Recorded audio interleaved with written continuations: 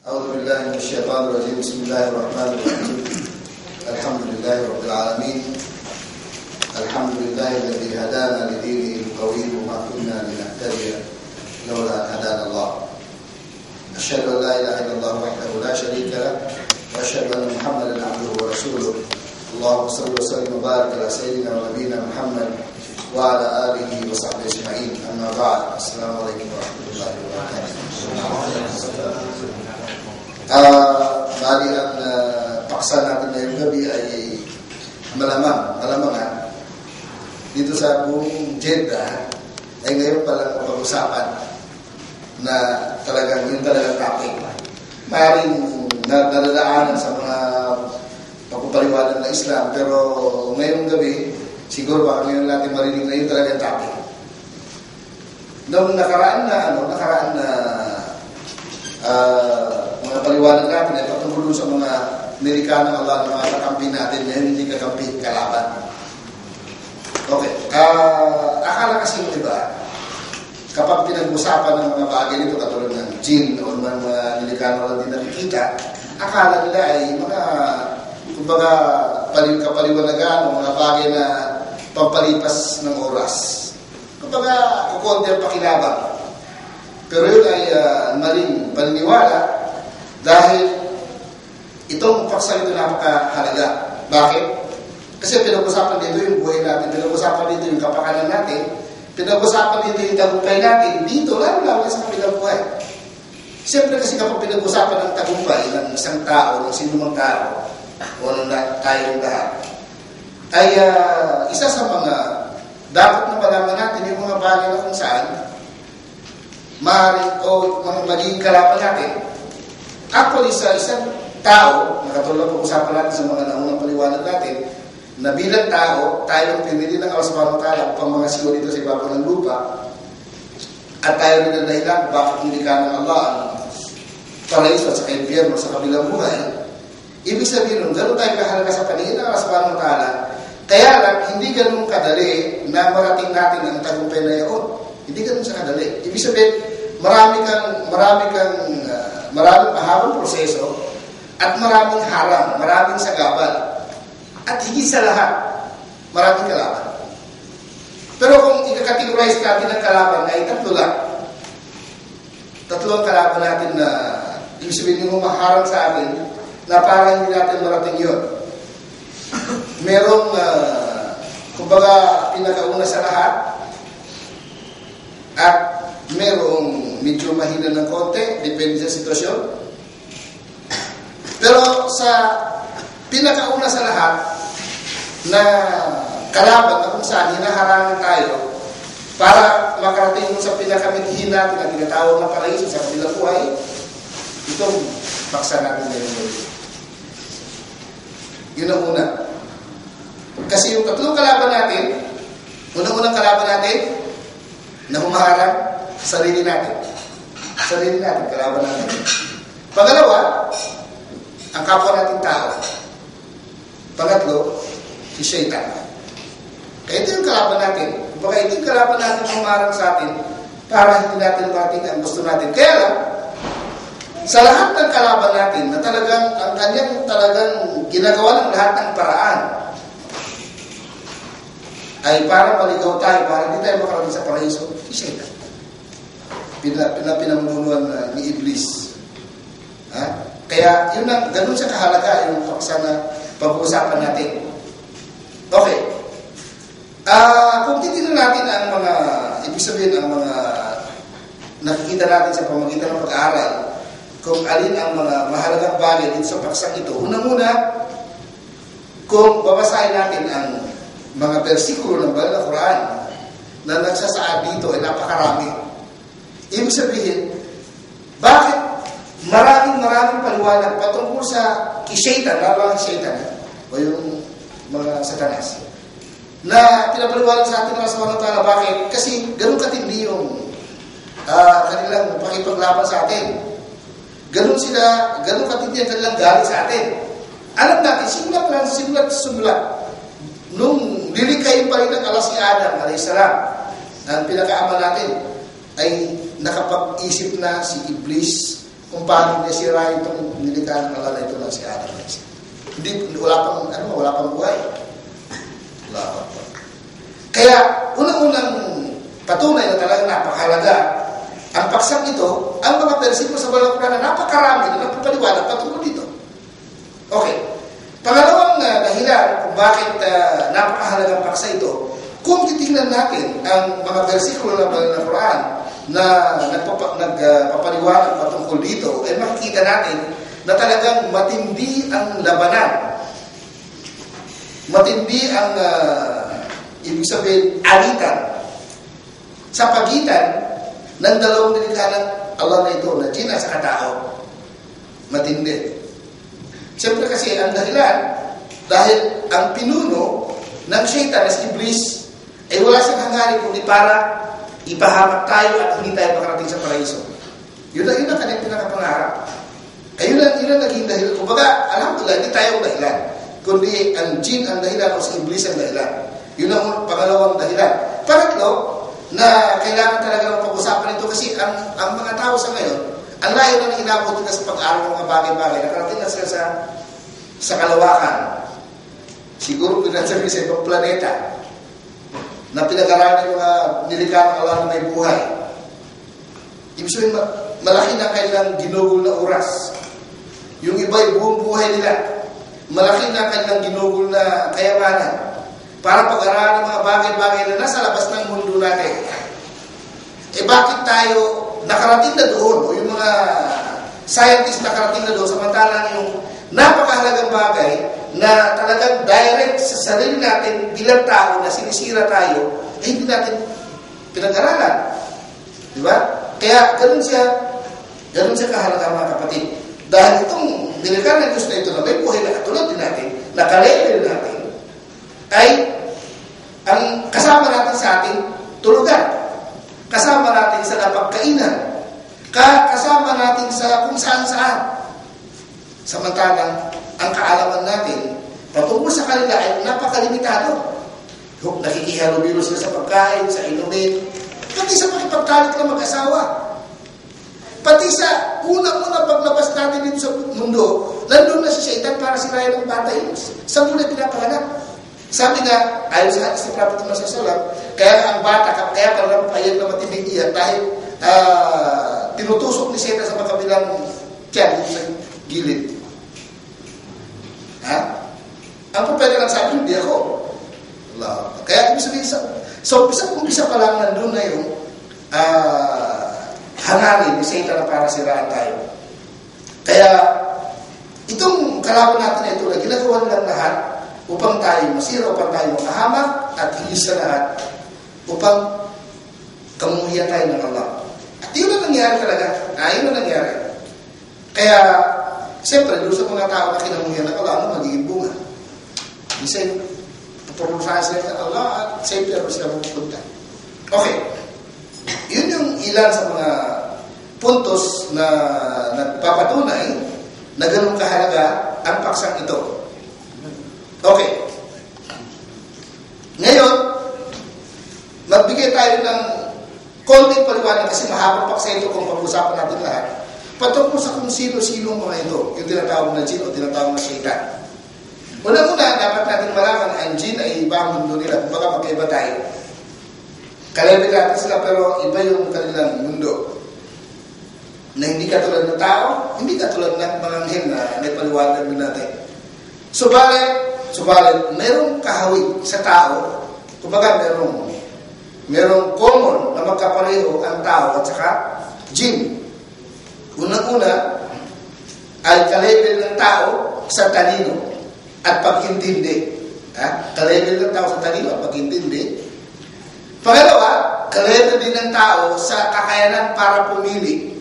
Kumbaga malaya, ibig sabihin malaya.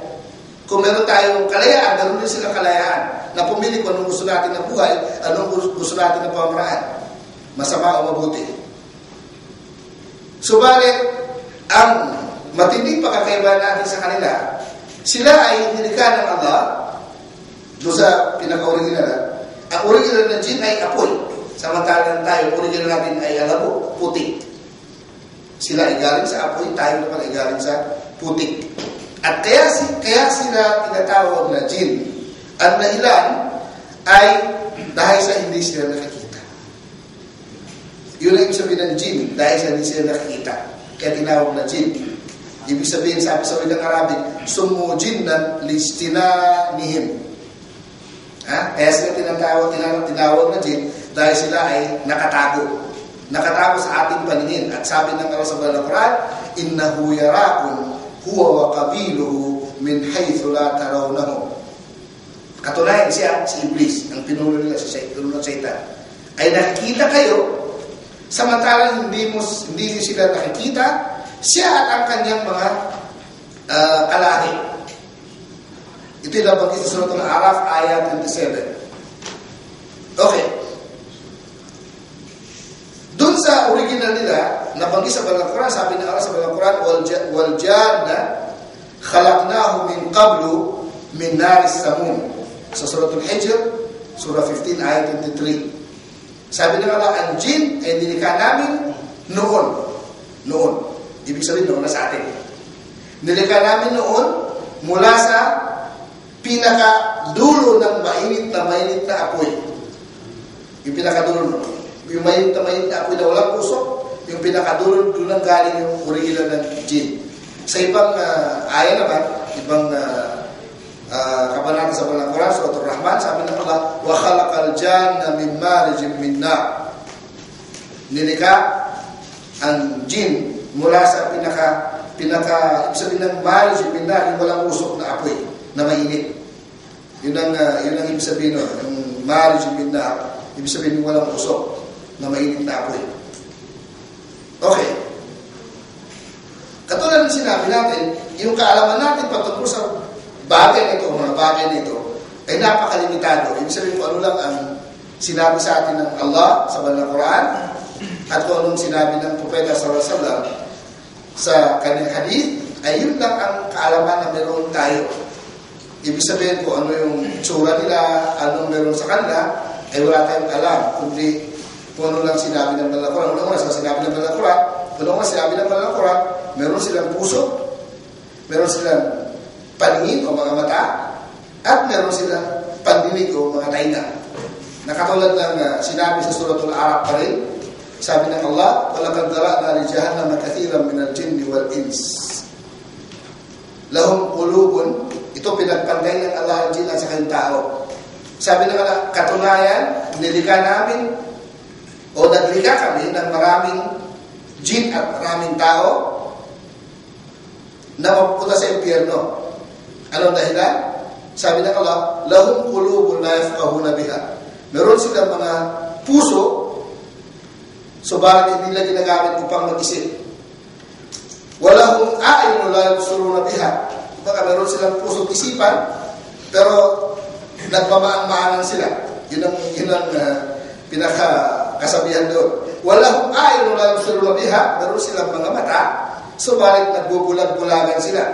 Walahum adanu la yasma'una biha. Meron silang mga pandinig, subalit sila ay nagbibingi-bingihan. Ulaika kal-an'am, sila ay katulad ng mga hayop, balhum adal o mas ligaw pa kaysa hayop. Dito pinagsabay ng Allah ang tawad sa jinn sa tatlong bagay nito. At sa ganitong sitwasyon.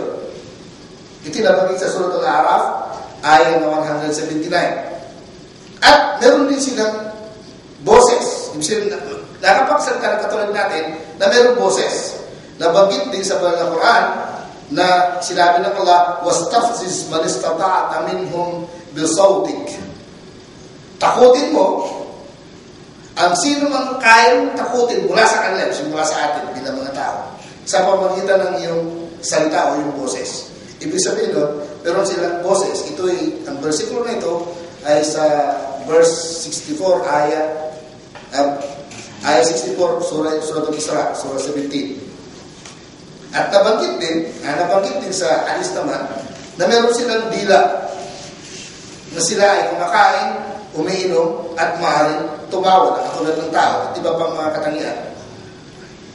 Nabanggit ng Propeta sallallahu alaihi wasallam na itong mga jinn na ito, tatlong klase. Ito isa nito sa mga katangian na dapat natin malaman sa kanila.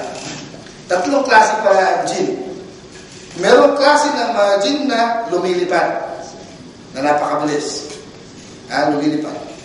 Merong klase ng mga jinn na sila ay palagi natin nakikita na hayop. Kung hindi aso, ay ahas.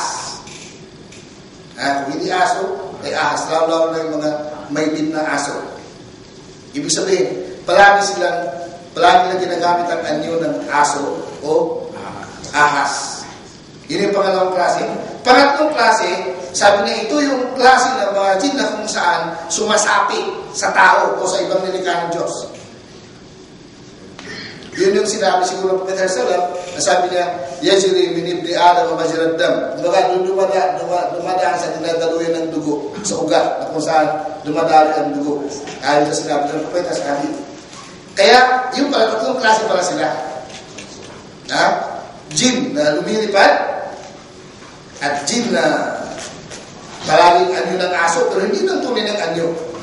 Aso at saka ahas, at saka yung jinn na nasa loob ng katawan ng lalo ng tao at saka ibang pangnilikha ng Diyos. Pero mostly sa tao. Okay. Yun yung tatlong klase nila. Kaya ibig sabihin nun, para malaman natin, siyempre, bakit kailangan natin? Para malaman natin, maintindihan natin kung sino-sino mga ito. Okay. Isa sa katangian nila, mga kapatid, ay napakapangit ang mukha. Ibig sabihin, ang Allah mismo nagsabi sa atin. Una-una, alam na natin na kapag pangit, siya sabi natin mukhang satanas. Di ba? Kapag yung pangit na pangit. Ganoon na pakakaintin natin. Pero yun ay totoo. Kasi ang Allah, ang nagsabi sa atin sa banal na Quran mismo, na ihinaling tulad ng Allah ang napakasamang lasa na bunga ng puno sa ilalim ng impyerno, na sabi niya, katulad ng mga mukha ng mga syaitan. Parang mukha ng syaitan. Ibig sabihin, sinabi ng Allah sa atin na ganun kasama. Ano ang sinabi sa banal na Quran? Sabi ng Allah, innaha shajaratun takhruju fi asli al-jahim. Ito yung tinatawag na az-zaqqum.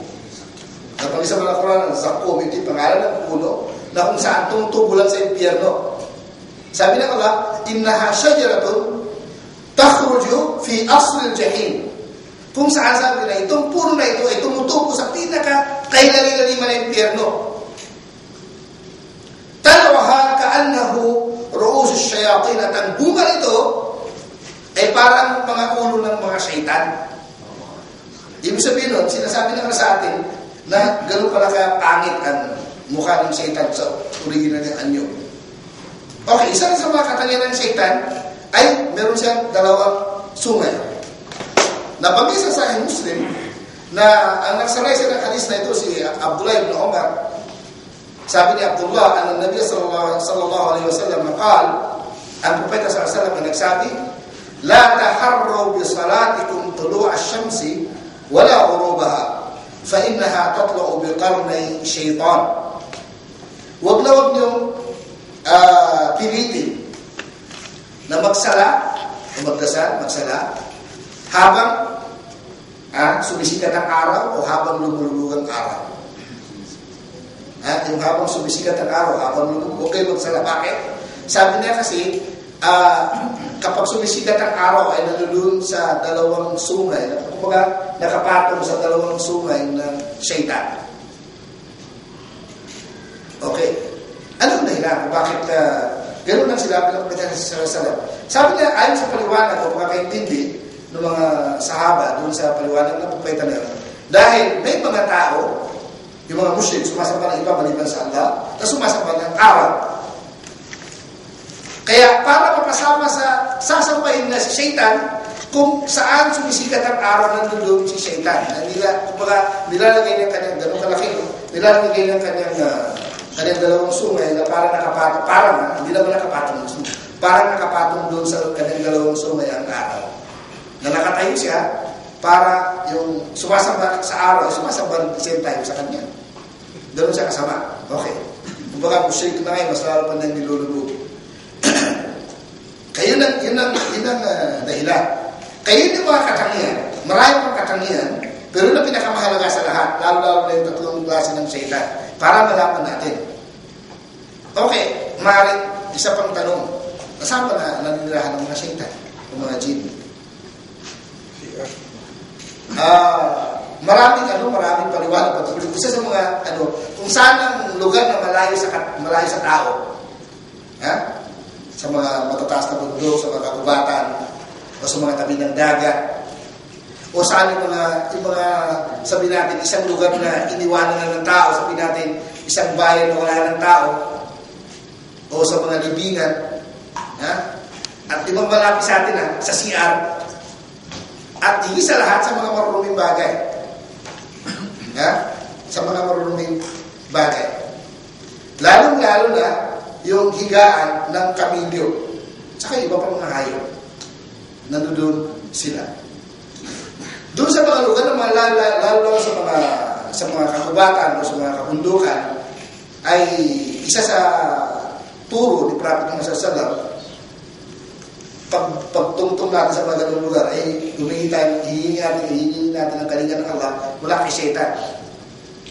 At maraming mga iba't ibang mga panalangin na itinuro sa atin ng Prophet sallallahu patungkol doon. Kaya doon naninirahan ng mga Satan. At kasama rin sa mga tahanan natin. Bakit? Kaya lang, hindi lang sila pwedeng manatili. Bakit? Siyempre, bakit sinasabi natin hindi pwedeng manatili? Doon sa mga tahanan ng mga mananampalataya, hindi sila pwedeng manatili kasi meron pang mga bagay na nagtataboy sa kanila. Katulad na kapag nag-adal, lalayo sila hanggang hindi nila marinig yung adal. Wala pa. Kapag ikaw nagbabasa ka ng Quran, lalayo rin sila. Kapag ikaw nagsasala, lalayo sila. Kaya ibig sabihin nun, sa mga tahanan ng mga Muslim na kung saan, doon ginagawa ang pagbabasa ng Quran, pinag-usapan ng patungkol sa Allah, malayo sa Satan. Samantalang doon sa lugar na kung saan, hindi pinabanggit ang patungkol sa Allah, maraming Satan. Siguro maramdaman niya na, halimbawa na lang, nandito kayo sa lugar na nasa, kumbaga sa lukulukan ng mga Muslim, maramdaman niyo yung sarili niyo bilang mananampalataya na napakasarap ng pakiramdam. Kung pumunta ka sa lugar ng mga hindi Muslim, parang naninikip ang dibdib mo. So, totoo talaga. Siyempre sa mga mananampalataya, okay lang, pareho lang. Pero yun ang totoo. Okay. Yun yung kung saan sila nirahan. Okay. Ngayon, akala kasi natin, ang mga jinn ay meron silang kapangyarihan, meron silang mga himala, na hindi makayanan ng tao. Actually, ang totoo, meron tayong kakayanan na hindi nila kaya at meron silang kakayanan na natin kaya. Yun ang totoo. Kumbaga, patas lang. Kaso nga lang, dahil dun sa hindi natin sila nakita, akala natin na yung kakayanan nila ay isang mga himala na kung saan masyado tayong humahanga. At yung paghanga na yun, napupunta sa pagsamba sa kanila dahil sa mga nagagawa nilang kapangyarihan. Okay. Ano yung kapangyarihan talaga na meron sila? Yun ay paliwanag natin para maintindihan natin. Unang-una, sa kapangyarihan na meron sila, lalo-lalo yung sinabi natin kanila, yung mga lumilipad, napakabilis sa kanila. Baga, kanilang pagpunta sa lugar, mabilis sila. Napakabilis sa kanilang galaw. Halimbawa, doon sa bilis nila, kasi sabi sa paliwanag ng nabasa ko patungkol sa iba't ibang klase ng jinn. Yung pinakamagaling sa kanila, ang pinakamagaling, tinatawag na Ifrit. Ifrit. Si Ifrit, siguro kung narinig mo yung kwento kay Sulaiman a.s. Nung nalaman nila meron palang reyna na yun na namumuno sa Yemen, na tinatawag na Malikat Sabat, na si Balqis, ay nasa harap ng maraming tao si Sulaiman a.s. Sabi niya, alam natin si Sulaiman a.s. ay siya lang ang bukod-tanging propeta na pinagkaloob ng Allah sa kanya na mangontrol sa mga jinn, kontrolan ng jinn. Hindi sila pwede lumabag sa kanya. Samantala, ibang mga propeta, wala sila gano'n. Kasama na sila, wala sila. Diba? Alayhim salatu wassalam. Okay. Habang nakaharap ni maraming tao, sabi niya, ayyukum ya'tini bi'arshiha qabla ayatuni muslimin. Sabi niya, sino sa inyo, na kaya niyong dalhin dito yung trono ni Balqis bago sila dumating upang sumuko at tumanggap ng Islam. Ang unang nagtaas ng kamay, si Ifrit. Sabi niya, kaya kong dalhin dito ang arsh ni Balqis. Bago ka tumayo, yan sa kinaupuan mo. Ganun kabilis. Sabihin, totoo talaga yun. Galing nila, nagagawa nila yun. Kaya lang kasi, dun sa sitwasyon na yun, mga kapatid, ipinakita ng Allah subhanahu wa ta'ala, ipinakita ng Allah na hindi ka masyadong mawalan ng, para hindi mawalan ng pag-asa ang tao na masyadong nang humanga sa mga jinn o sa mga syaitan. Kaya mayroong tao na pinili ng Allah, na nandun din, na ayon sa kwento, siya yung, kumbaga sa sekretary, tagasulat ni Sulaiman alayhis salam. Ang pangalan si Asif. Ayon sa kwento, si Asif do yun, yung tao, hindi siya anghel, hindi siya jinn, tao, katulad natin. Ano sabi niya? Sabi niya, kaya kong dalhin dito, pagpikit mo, pagbilat mo nandyan, di mas mabilis. Para pag pinakita ng Allah sa atin, doon sa kwento na yun, na nasa banal na Quran, na para huwag tayo masyadong humanga. Kasi meron din parang nakikita ng tao na binibigyan ng Allah ng kapangyarihan na nananaig pa sa jinn o nananaigan niya jinn. Kaya halimbawa lang yun. Kaya isa yun sa doon sa kanilang bilis ng kanilang kilos. Okay. Isa sa katangian nila na wala din sa atin, although doon sa kwento na yun pumatay ang isang tao doon sa Ifrit, although na marami kasi Ifrit sa kanila Allahu Akbar. Kaya din isa sa mga katangian nila ay naunahan nila ang tao sa kalawakan. Nawala sila doon. Dahil na mayroong na lumilipad na mabibilis. Kaya naunahan nila ang mga tao sa kalawakan. Noong pa. At dahil doon, nakakarating sila sa pinakaunang kalangitan. Nakakarating sila doon.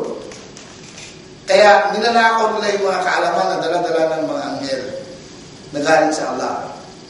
Siyempre kasi, pag nagpasya ang Allah, ano mga kanyang pinagpapasyahan, ang unang-unang makakaalam ng sino?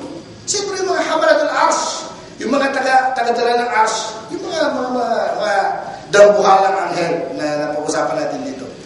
Pag sinabi na hanggat sa kumarat na yung hanggat makarating na sa iba't ibang anghel, hanggat manakaw na ng mga jinn na lumilipad sa kalawakan.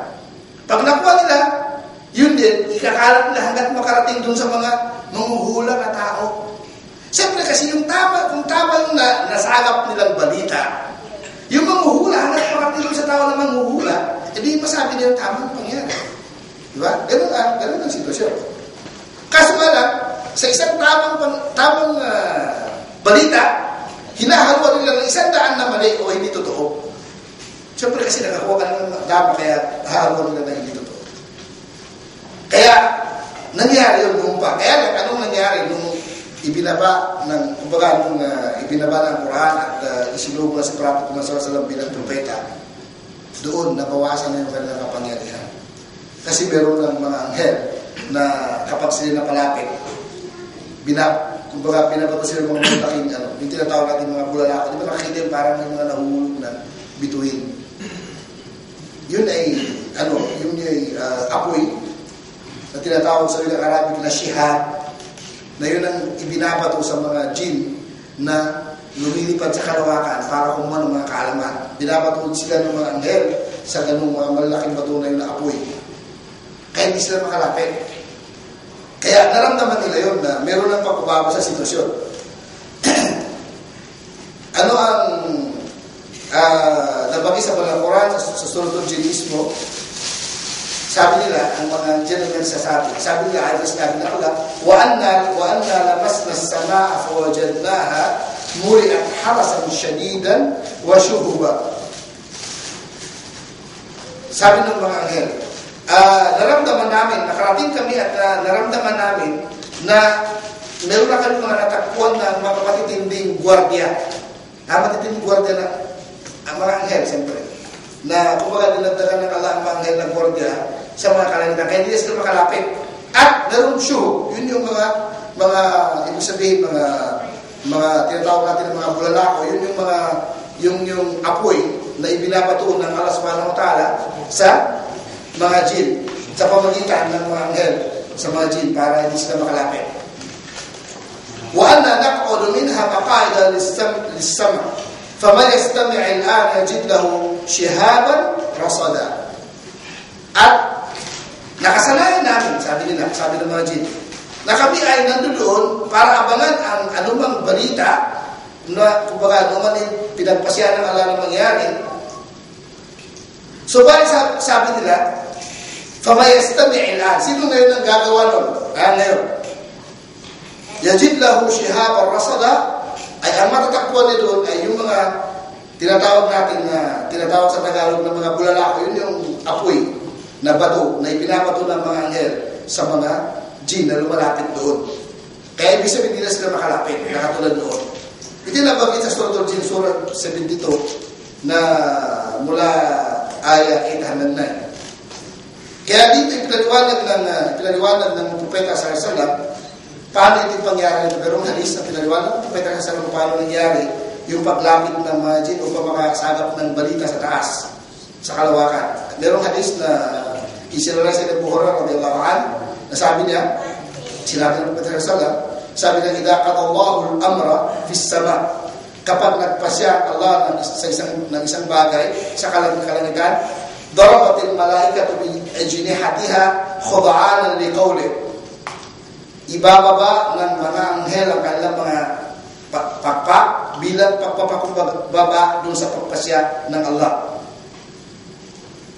Pagkatapos, kaannahu silsilatun ala safwan, sabihin yung ganda ng kalugtong-lugtong ng mga pakpak ng mga anghel, parang kadena pag ibinabad ng kanilang mga pakpak. فَإِذَا فُزِّعَ عَنْ قُلُوبِهِمْ, kapag sila ay, siyempre, bukod sa pakpak mo pa talagang yung matinding takot nila sa Allah subhanahu wa ta'ala, ay parang, hindi naman sila nawala ng malay, pero bilang paggalang na pakpak mo pa sa Allah subhanahu wa ta'ala. Kapag sila ay medyo naalimpungatan na sa kanilang takot, qalu, sasabihin nila, mada qala rabbuka, anong sinabi ng Allah? Sino pinagpasyahan ng Allah? Qalu lilladhi qala al-haq, qala al-haq. Sabihin ng mga nakarinig sa mga nagtanong, sabi niya ang katotohanan. Sasabihin niya ang katotohanan. Wa huwa al-aliyyul kabir, at ang Allah ang kataas-taasan at pinakadakila. Fayasma'uha, sabihin kapag sinabi ng mga anghel, ay marinig na ng mga, kumbaga pag pinag-usapan na, hanggat makarating na sa pinakamababang kalangitan, fayasma'uha mustalib sama. Doon marinig ng mga jinn na nagnanakaw ng balita. At yung mga nagnanakaw ng balita ng mga jinn ay nakakadugtong-dugtong hanggat makarating sila sa baba. At malalaman naman, marinig nung sino mang nasa baba, yung ano yung pinag-usapan, hanggat makarating doon sa mga muhula. Siyempre, yung muhula ay ipaparating na sa mga tao para magpapakita sila ng galing na nakakahula sila ng totoong pangyari. Na talaga na yan. Siyempre kasi itong pag-uusap na ito, pinagpasya pero hindi pa nangyari. Okay. Kaya maaaring sa ganung sitwasyon, yung mga jinn na nagnanakaw ng balita sa kalangitan o sa unang kalangitan ay nakukuha nila yung tamang balita o tamang pinagpasya ng Allah bago sila babatuin nung apoy na bato. O maaaring hindi na nakukuha yung tamang balita dahil lilipad na sila, tatakas na sila dahil binabato na sila. Kaya kapag nakuha nila yung tamang balita, ay kapag naibalita nila, siyempre, pagdating mo sa manghuhula na tao, kapag nalaman ng tao na totoo pala yung kanyang hinula, siyempre pininiwalaan nila.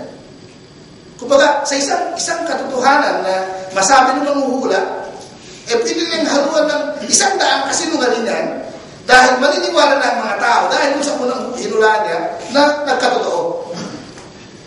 Ganun yung nagiging sitwasyon sa panghuhula. Kaya nga, kahit totoo pa yung nasabi nila, ay kasinungalingan pa rin dahil sa, ibig sabihin, isa lang ang katotohanan, maaaring ang nahaluan ng isang daan na kasinungalingan. Yung hadis na yun, na nabanggit ng ganun, ay mababasa natin sa Sahih al-Bukhari.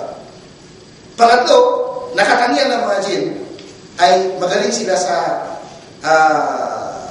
ibig sabihin sa pagtayo ng mga bahay, ano mga gawain. Kumbaga, meron silang galing. Kumbaga, kung meron ang tao, meron mga engineer, meron mga architect, meron din sila. At sa kapanahon ng Sulaiman a.s. kumbaga sila talaga yung nagiging utos-utusan ni Sulaiman a.s. na gumawa ng anuman ang kanyang gusto. Nabanggit ito sa Banal na Quran at nabanggit din sa hadith.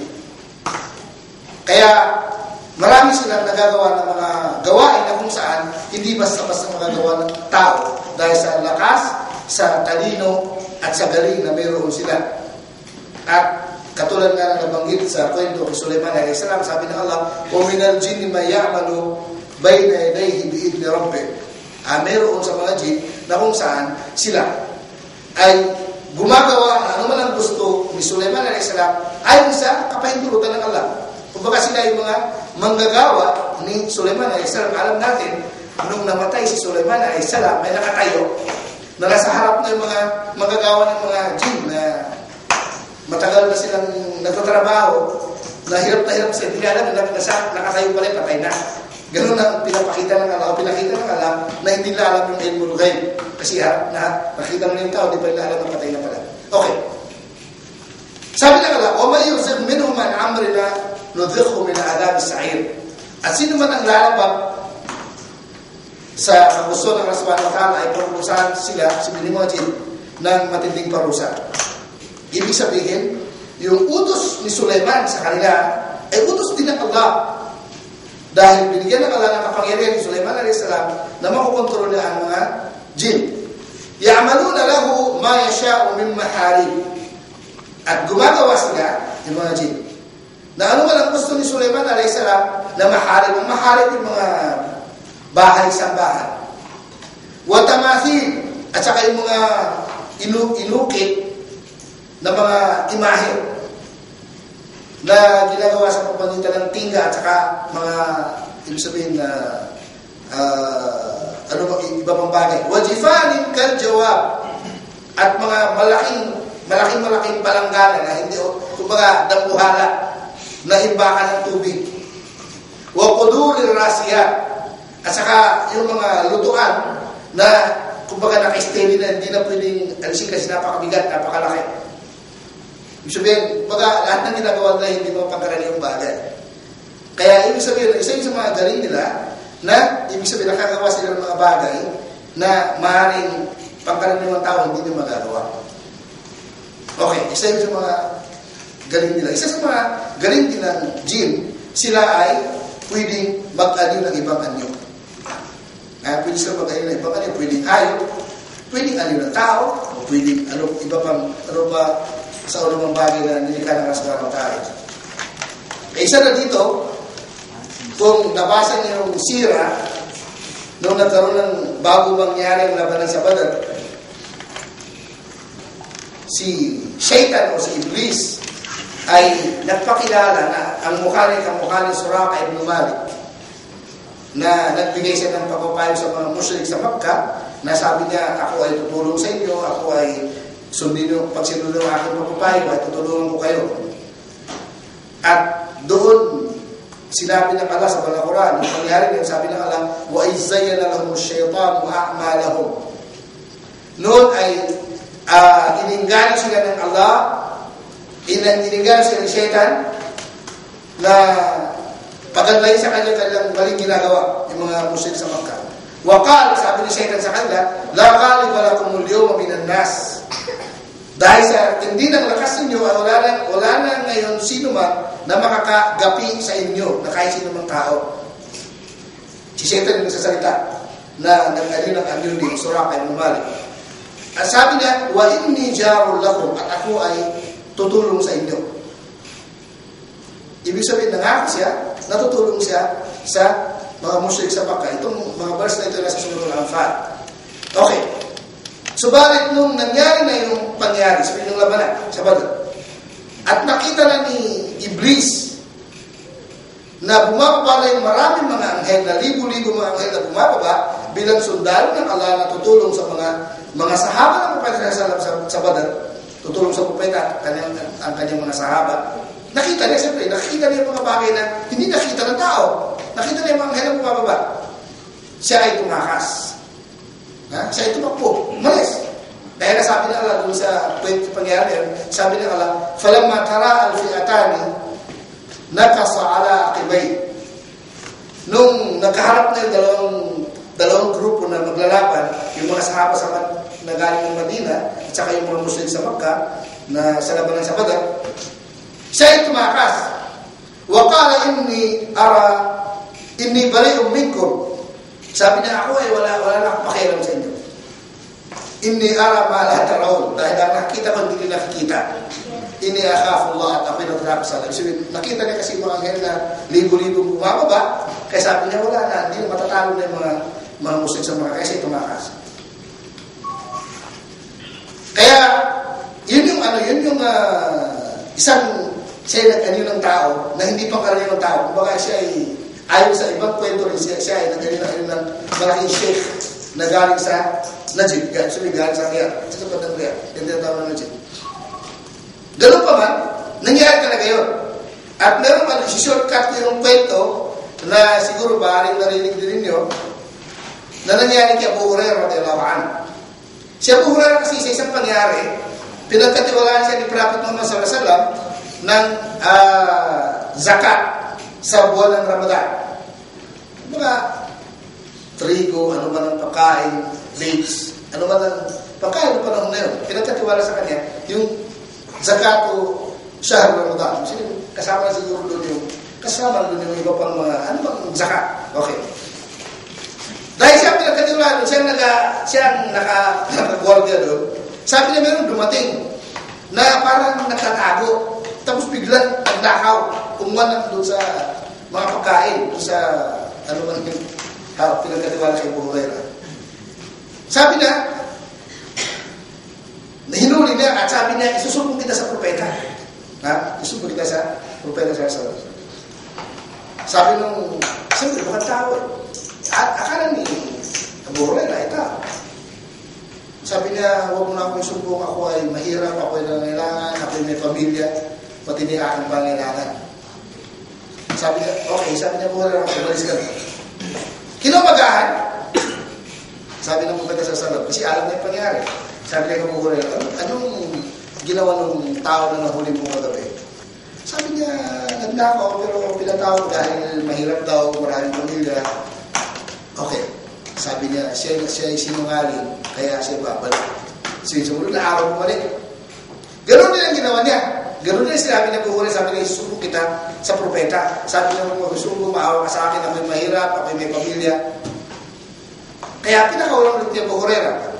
Pagkatapos doon, kinamagahan, at tinanong ng propeta si Abu Hurairah, sabi niya, ano ginawa nung nahuli mo kagabi? Sabi niya kasi, sabi niya, naawa ko sa kanya kasi mahirap na maraming pamilya. Kaya pinakawalan ko. Sabi niya, dahil sa siya ay sinungaling, kaya babalik pa rin. Ikinumagahan, sabi niya Abu Hurairah, nung pangatlong pagkakataon, sabi niya, talaga ilabagan ko na. Nung ilabagan niya, yun, hinuli niya, sabi niya, pangatlong pagkakataon na ito, hindi na kita patatawarin. Sabi niya, maawa ka naman. Patawarin na ako ay ganito. Yung katuwiran pa rin niya. At sabi niya, tutulungan kita ng mga salita na kapag binigkas mo, kapag ikaw ay natulog at bago ka matulog, bigkasin mo, ay hindi ka, kumbaga, aalagaan ka ng Allah hanggang umaga at mapalayo kay Satan. Sabi niya, Abu Hurairah, ano yun? Sabi niya yung ayatul kursi. Mula sa umpisa hanggang sa katapusan. Ayatul kursi. Allahu la ilaha illa huwal hayyul qayyum. Okay. Kinumagahan, tinanong ng pwede sa Abu Hurairah, sabi niya, anong ginawa nung nahuli mo kagabi? Sabi niya, ganun pa rin, pero sabi niya, tinuruan niya ako ng salita na nakapagbiligkas kung bago ako matulog, ay alagaan ako ng Allah at malayo ko kung Satan. Sabi niya, ano yun? Sabi niya, ayatul kursi. Sabi niya, totoo yung sinabi niya sa'yo, pero sinungaling pa rin siya. Ha? Totoo yung sinungaling pa rin. Kaya, ibig sabihin nun, yun ang, kumbaga yun ang bahay niya dun sa ano. Ang punto dun, sabi ng Propeta Sallallahu, sino ba yung, alam ko kung sino yung tao na yun na 3 beses mo nahuli? Sabi niya, buhay na yun. Sabi niya, siya si Shaitan. Sabi niya, ka Shaitan. Kaya akala mo tao, pero Shaitan pala. Kaya yun yung shortcut ng kwento na nangyari kay Abu Hurairah na si Shaitan na aliw ng tao. Okay. Isa sa katangian ni Shaitan, katulad na sabi natin kanina, siya ay dumadaan sa kung saan dumadalo yung dugo natin sa ating mga ugat. Ayon sa nabanggit sa hadith na Bukhari sa Muslim na isinura si Anas ibn Malik, sabi ni Anas, Qala Rasulullah sallallahu alaihi wasallam, sinabi ng Rasulullah sallallahu alaihi wasallam, inna syaitan yajri min al-insani majra ad-dam. Katunayan si Shaitan ay dumadaan sa ugat na kung saan dumadaan ang dugo ng tao. Katulad na sabi natin kanina, yun yung pangatlong klase na Shaitan. Okay. At nabanggit din sa hadith, na itong hadith naman ito ay ang nagsalaysay si Safiya na asawa ng Prophet Muhammad sallallahu alaihi wasallam. Sabi ni Safiya, sabi niya, ang Prophet sallallahu alaihi wasallam ay nag-i'tikaf sa masjid Nabawi. At sabi niya, binisita ko siya sa gabi, sabi ni Safiya, at nag-usap kami. Thumakuntu fangqalab. Pagkatapos sa mag-usap, sabi niya, ako umalis. Kumbaga, umalis na ako. Sabi niya, faqama ma'i liyuqallibani. Sabi niya, tumayo ang Propeta at gusto niya akong ihatid. At si Safiya na ito, nakatira doon sa lugar ni Usama ibn Zaid, yung anak ni Zaid ibn Harith. Kaya sabi niya, habang sinasama lang ng Propeta papunta doon sa aking bahay, sa aming bahay, ay mayroong 2 lalaki na ansar na nakita nila ang Propeta. Nung nakita nila ang Propeta, nagmadali sila. Parang hindi natin alam, parang umiwas ba, nagmadali. Okay. Sabi ng Propeta sallallahu alaihi wasallam,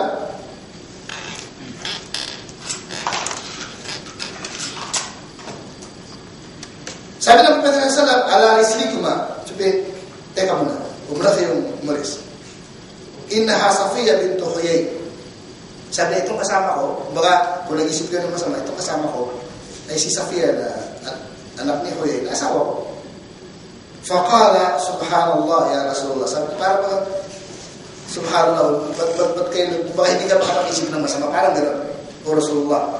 Qala inna syaitan yajri min al-insani majra ad-dam wa inni khashitu an yaqdhifa fi qulubikum ma su'a. Sabi niya, ito yung punto natin dito sa hadith. Sabi ng Propeta, si Shaitan, sabi niya, ay sumasama sa daloy ng dugo sa ugat ng tao, na kung kaya natatakot ako na uudyukan kayo nang mag-isip kayo ng masama o ano mang masama, laban sa akin.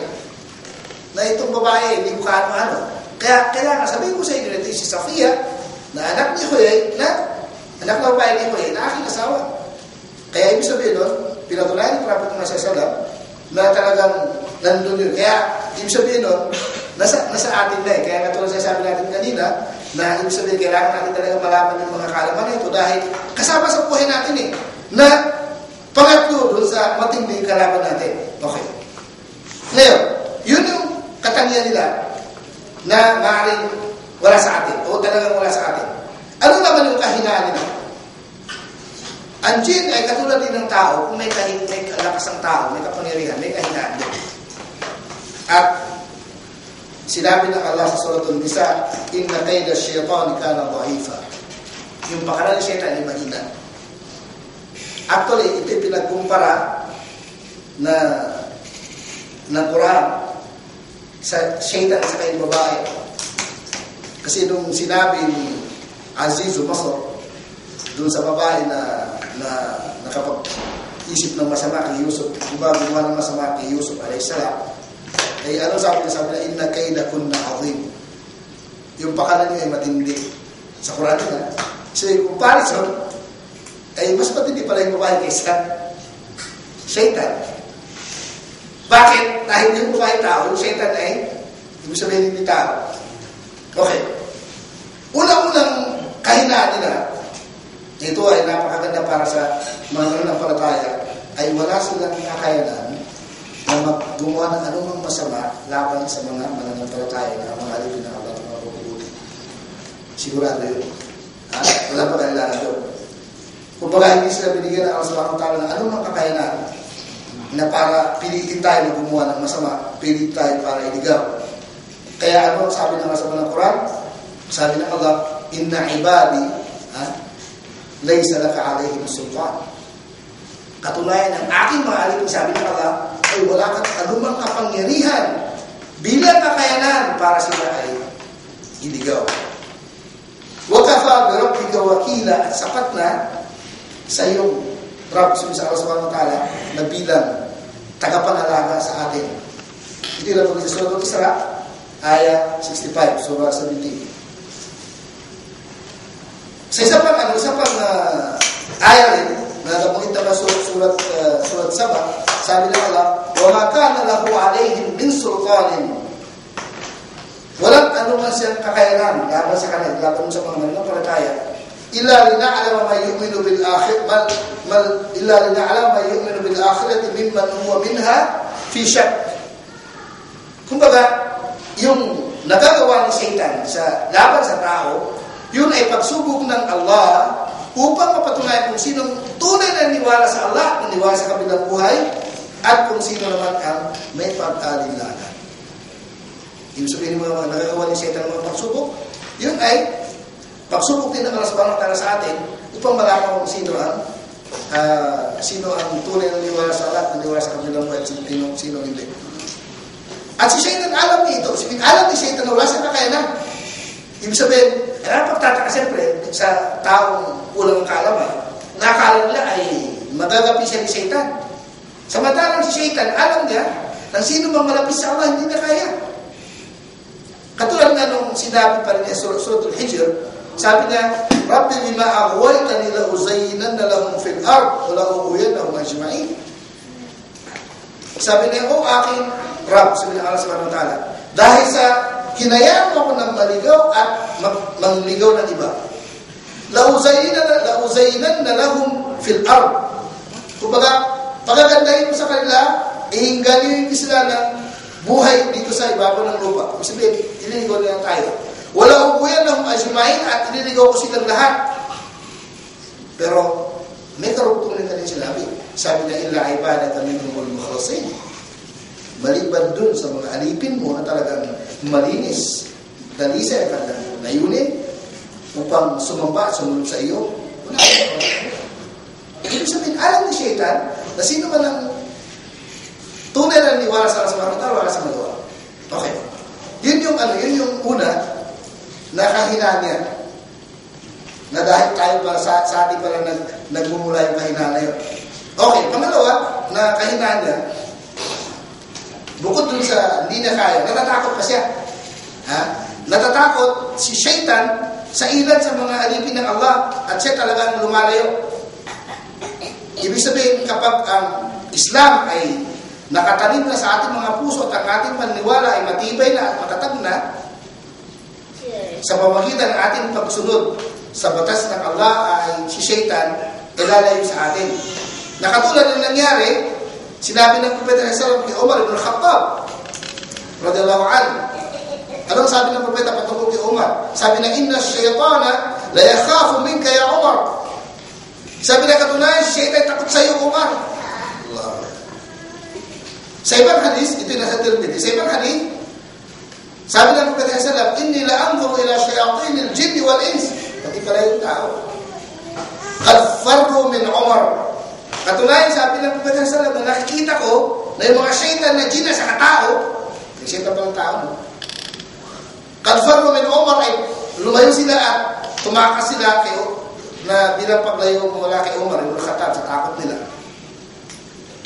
Kung siyempre, kung nababasa natin yung Surah An-Nas, ang nagbudyog sa atin ay tawad sa jinn. Kaya, ibig sabihin, Shaitan pala na tao.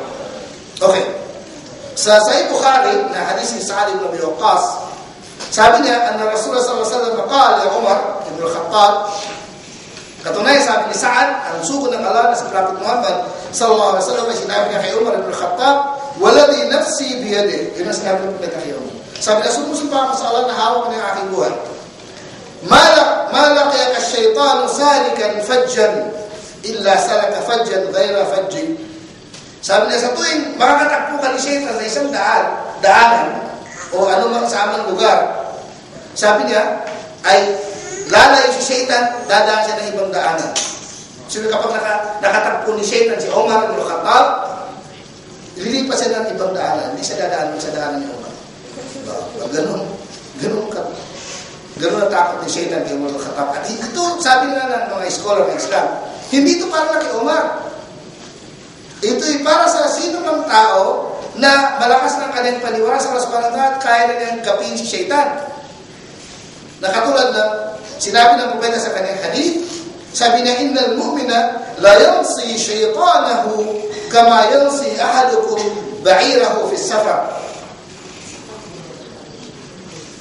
Katunayan, sabi ng Propeta sa salam, ang mananampalataya ay nahihila niya ang kanyang Shaitan. Di ba? Tao, pero katulad na pag-usapan natin. Kung merong anghel, meron din Shaitan na palagi natin kasama. Ang mananampalataya, sabi ng Propeta sa salam, ay nahihila niya mula sa kanyang bibig si Shaitan, na katulad ng kanyang paghihila ng kanyang hayop, katulad ng kamilyo, kung saan niya dadalhin kapag siya ay nasa paglalakbay. Ibig sabihin, kapag siya ay bumibiyahe, na kung saan niya dadalhin ng kanyang hayop, ganun din naman gagawa ng isang mananampalataya kay Shaitan. Ibig sabihin, mapapasunod niya. Ibig sabihin nun, ay meron pa tayong kapangyarihan para gawin yun kung tayo ay tunay na niwala sa Allah subhanahu wa ta'ala. Isa sa mga kahinaan ni Shaitan, katulad na ikwento natin kanina, na ibinigay ng Allah subhanahu wa ta'ala kay Sulaiman alayhis salam na makukontrol niya ang mga jinn. Hindi lang yung Shaitan, kundi lahat ng jinn. Siyempre kasi pag sinabi kasi na lahat ng jinn, mabuti at masama. Siyempre meron din silang mga mananampalataya na katulad natin nga lang, mas maraming masama talaga. Nakatulad din ng tao, mas maraming masama, pero mas higit na marami ang mga jinn na masama kaysa mabuti. Okay. Katulad ng nabanggit natin na versikulo kanina, patungkol kay Sulaiman alayhis salam, na isabihin, nakokontrol ni Sulaiman alayhis salam ang mga jinn. Baka wala silang magawa kundi kailangan sumunod sila kay Sulaiman alayhis salam. Bakit nangyari yun? Dahil nanalangin si Sulaiman alayhis salam, sa kanyang panalangin, sabi niya, Rabbi ghfirli wa habli mulkan la yanbaghi li ahadin min ba'di. O Allah, patawarin mo ako at pagkaluban mo ko ng kaharian na hindi maaaring ipagkaloob sa sino man pagkatapos ko. Kaya yung kaharian niya na binigyan siya ng kapangyarihan kasama sa kanyang nakukontrol bukod sa hangin, sa iba pa, mga ibon, kasama doon ang mga jinn. Kaya nakita yung kahinaan nila doon. Isa pang kahinaan nila ay hindi sila nakagawa ng himala na katulad ng inaasahan natin. Hindi. Na ibig sabihin, hindi sila katulad ng mga propeta na nakagawa ng himala, na dahil sa pinapatunayan ng kanilang daladalang mensahe. Kumbaga, wala silang dapat patunayan na katotohanan at hindi sila binigyan ng Allah subhanahu wa ta'ala ng kapangyarihan upang patunayan yun. Kaya lang, katulad ng sinabi natin kanina, ang mga jinn, meron silang kakayanan na hindi natin kaya, na katulad din ng tao, may kakayanan hindi kaya ng jinn. Pero hindi na nahulugan, na katulad ng alam natin at hindi natin sila nakikita, mabilis sa kanilang kilos, ay kapangyarihan na yun. Kung yun ay, para sa kanila, nature na yun. Pero hindi na nahulugan, katulad ng kwento natin kanina, hindi na nahulugan na mas makapangyarihan sila kaysa atin.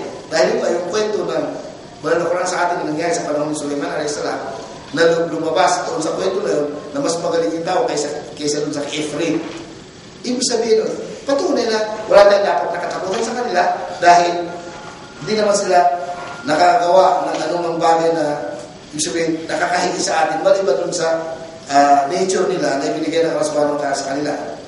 Kaya nung sinabi ng mga musyrik sa Makkah na yung Quran ay galing kay Shaitan, sinabi sila ng Allah. Sabi ng Allah, وَمَا تَنَزَّلَتْ بِهِ الشَّيَاطِينُ وَمَا يَنبَغِي لَهُمْ وَمَا يَسْتَطِيعُونَ. Ibig sabihin, Itong shaitan, itong Quran ay hindi galing ni shaitan at hindi maaari na makapagbigay sila ng katulad ng Quran na salita ng Allah. Innahum anis-sam'i lama'zulun.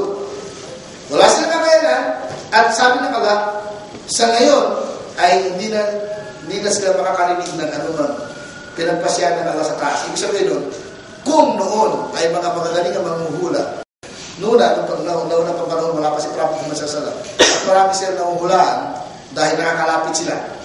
Ngayon sabi ng Allah, hindi na sila makakalapit.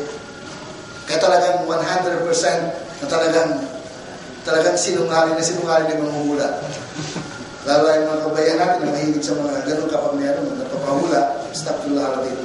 Yun ay isa sa malaking kasalanan. Isa rin sa kahinaan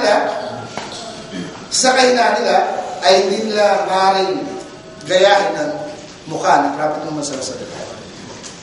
Di ba sabi ng Prophet sallallahu alaihi wasallam, sino man nakakita sa akin sa panaginip ay ako na yun dahil hindi maaaring gayahin ni Satan ang aking mukha.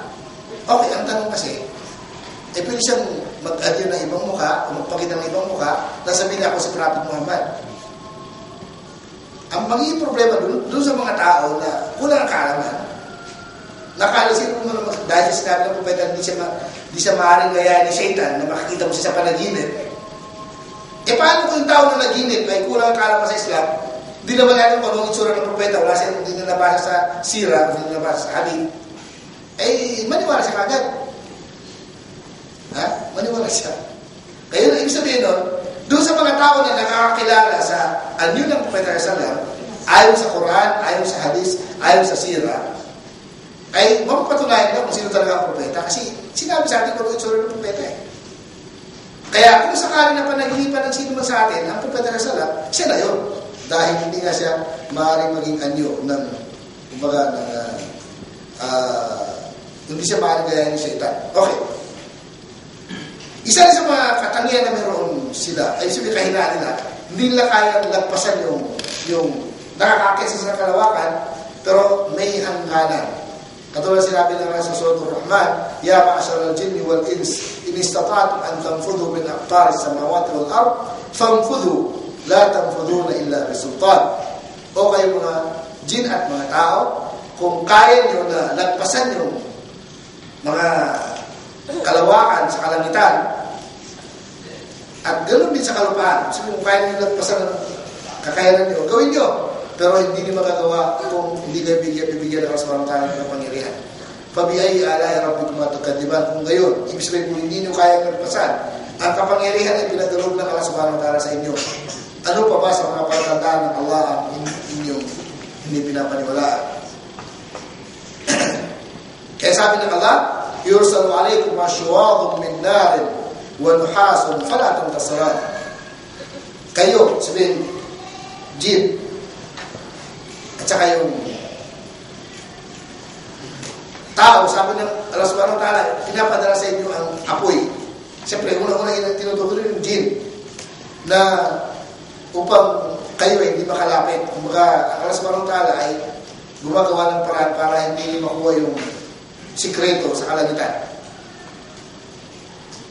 Kaya kahit gano'n pa sila kabilis at gano'n kapangyarihan na pinagdaloob sa kanila ay may hangganan pa rin.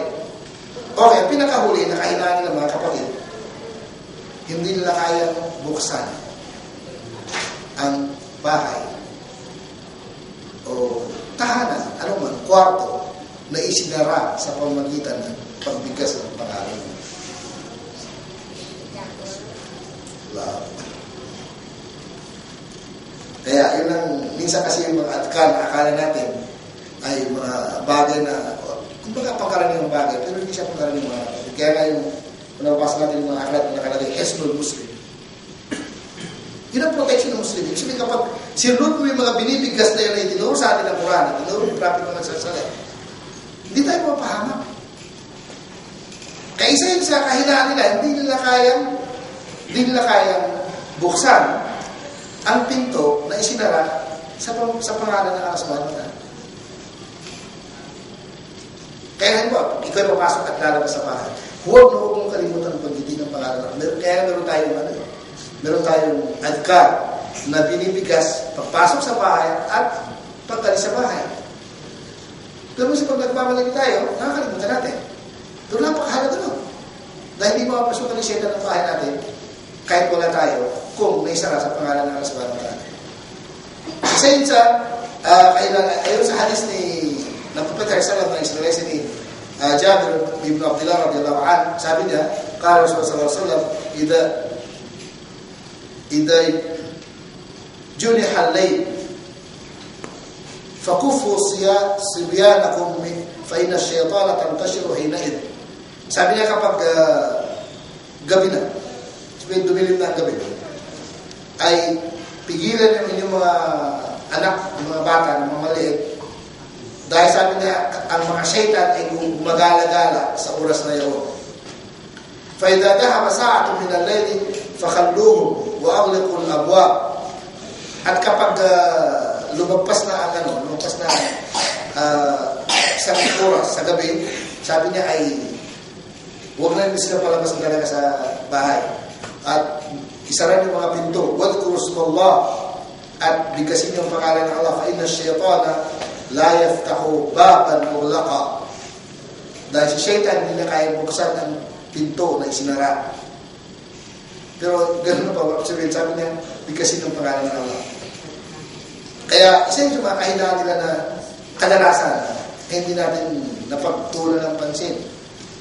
Na ano man ang binibigkas natin na itinuro sa atin ng Allah sa mga Quran o sinabi ng Prophet sa kanyang hadith upang maproteksyonan ang ating sarili sa anumang masamang mangyari, kasama na doon ang masamang layunin ni Shaitan, ay protektado tayo.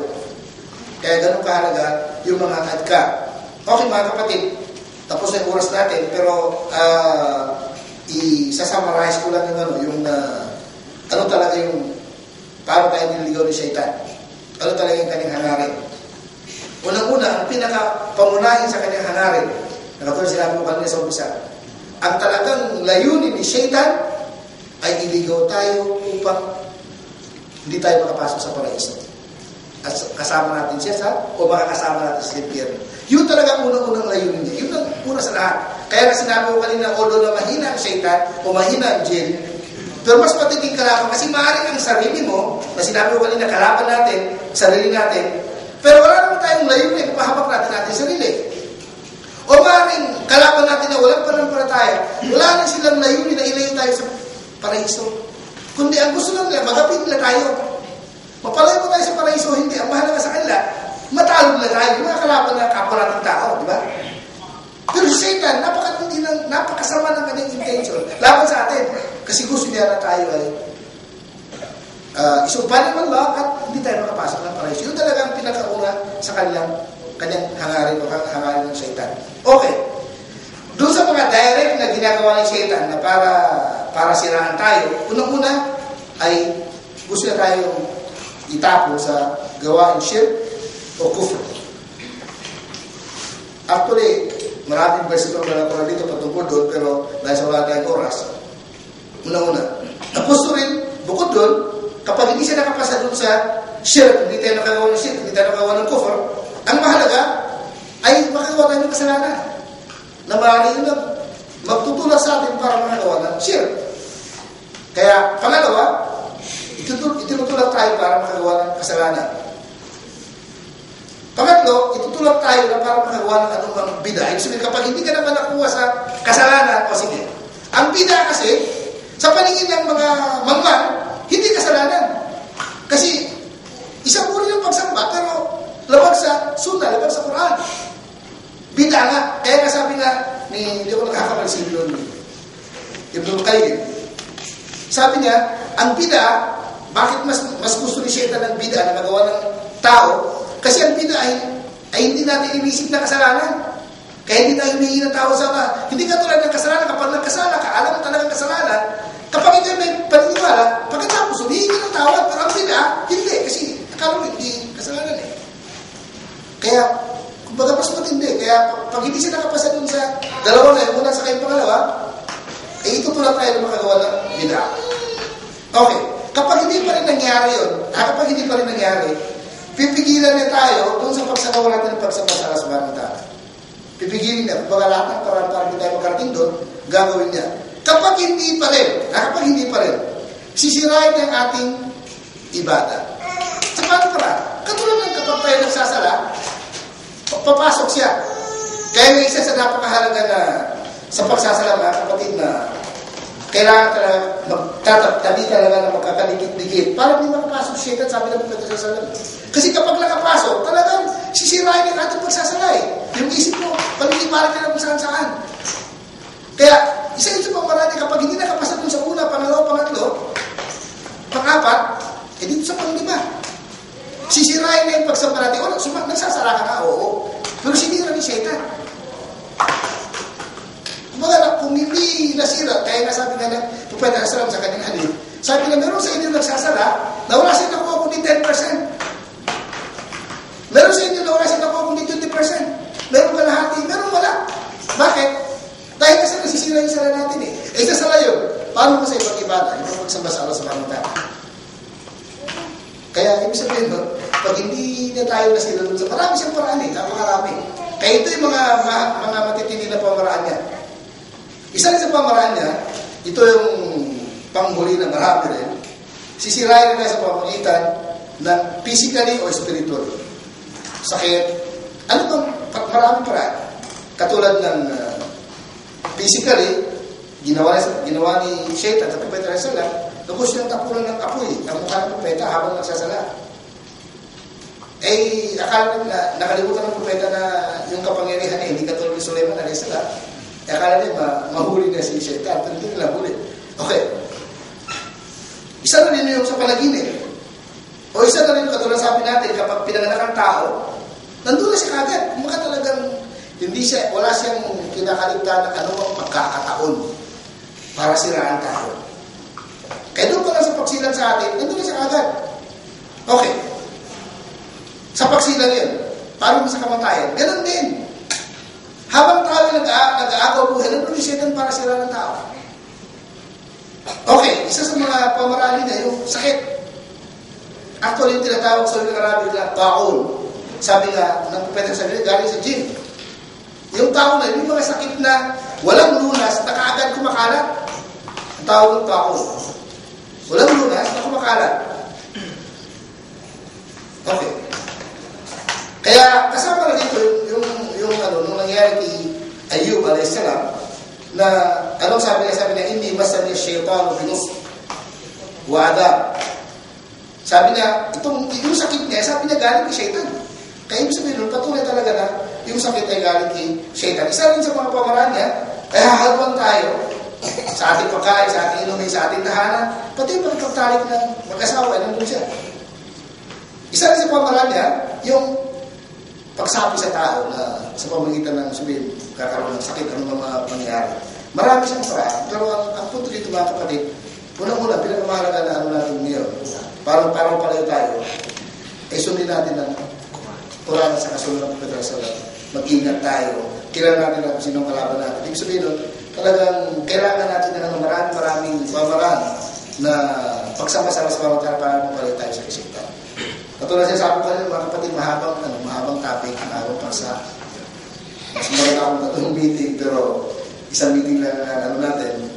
Ang punto dito mga kapatid, ngayon nagkaroon tayo ng kaalaman patungkol sa isa sa napakatinding kalaban natin na si Shaitan. Na kung ikaw ay natutulog, maaaring siya hindi siya natutulog para siraan ka o siraan tayo. Kaya siya ay nakaabang sa lahat ng pagkakataon para inigis tayo, para iligaw tayo, para mapahamak tayo, para lang dahil magkaroon sa paraíso. Kaya, Adam Allahu na Shaitan. Hindi natin ang kalinga ng alam na sa Shaitan at alagaan tayo ng Rasulullah Ta'ala sa pamagitan ng kanyang gabay, sa kanyang awa, sa kanyang pagpapala. Subhanallah wa bihamdik. Asyhadu an la ilaha illa anta astaghfiruka wa atubu ilayk. Assalamu alaikum wa rahmatullahi wa barakatuh.